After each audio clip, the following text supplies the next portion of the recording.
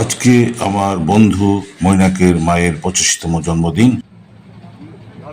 একদম ভালো না দীপঙ্কর? বন্ধুর কাছ থেকে আসছে। হ্যাঁ বললাম এটা সাকদার হচ্ছে বন্ধু, হ্যাঁ সুতরাং এখানে খারাপ কিছু আশা করা যায় না। একদম একদম তাই না? এখানে নিশ্চয়ই তো ভালো। Number one. তারপর বল মাছটা, ইলিশ মাছ খাচ্ছি, ইলিশ মাছ। মাছটা কেমন? অনেকদিন না ডাল কিসের আবার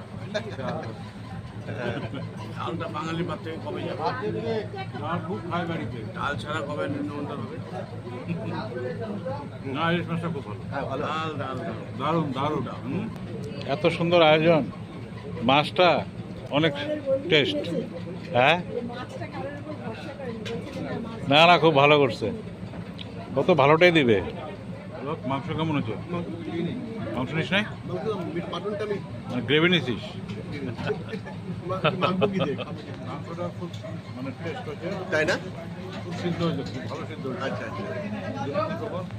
আর দীপঙ্কর কেমন হচ্ছে মাংস? এখন ইলিশ খাচ্ছি। ও ইলিশ মাংস ধরিস নি এখনো? ইলিশটা যা হয়েছে ছাড়তে ইচ্ছে হবে। আচ্ছা আচ্ছা আচ্ছা। একাদশী কি আছে না মাংস খাই আচ্ছা আচ্ছা, যেহেতু নাই তাই না? আচ্ছা যাক, এই নিয়মটা ধরে রাখলেই ভালো। হ্যাঁ হ্যাঁ। আমার বন্ধু মৈনাকের মায়ের 25তম জন্মদিনে জমিয়ে খাওয়া দাওয়া, বিশেষ করে ইলিশ মাছ সত্যি অমায়িক টেস্ট ছিল।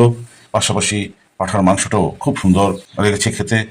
আশা করি আজকের এই ভিডিওটা খুব ভালো লাগবে। যদি ভালো লাগে লাইক কমেন্টস শেয়ার করে দিবেন। দেখা হবে অন্য কোনো একদিন অন্য একটা ভিডিওতে। টাটা।